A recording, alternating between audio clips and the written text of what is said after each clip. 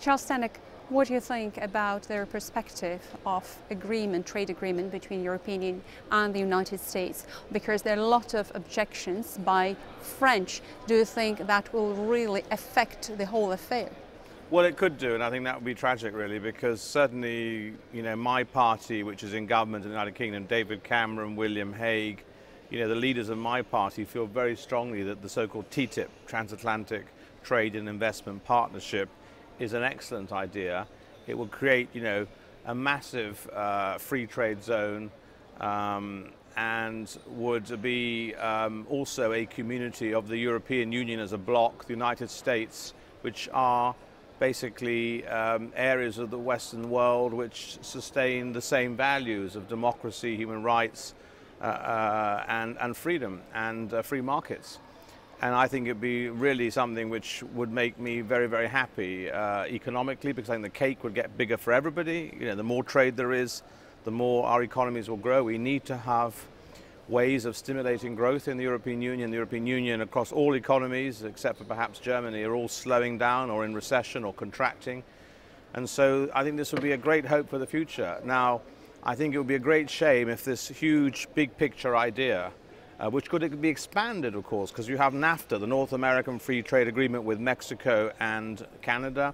You have the Trans-Pacific, alliance heading down the west coast, including Chile, including Peru, and also heading out the Trans-Pacific to Japan.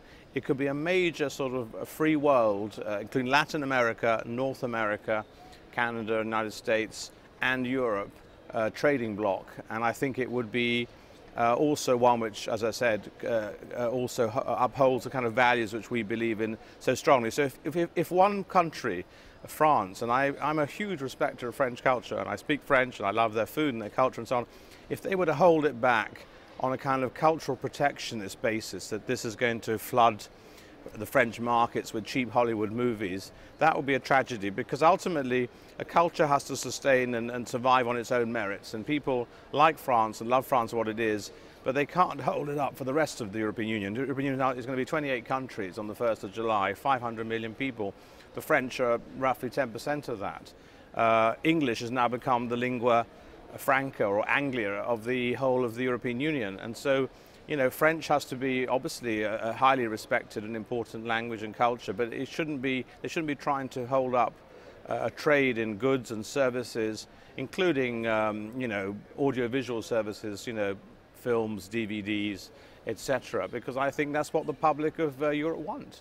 And if they want to watch them in French, that's great, but they can't be obliged to, as it were, have subsidies for the French which are denied to other languages. And most people, as a second language, now learn English. And that's a language which not just unites the free world, but it goes all over the world. You can speak English from Colombia to, all the way to Taiwan. So I hope personally this will come to something. President Obama feels very strongly about it in his second term in office.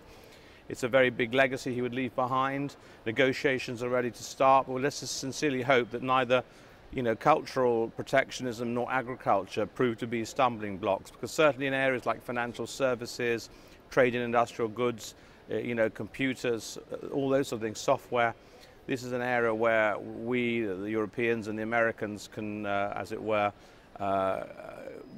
operate in joint ventures, and the cake can grow for all of us. And I think the EU citizens would appreciate that.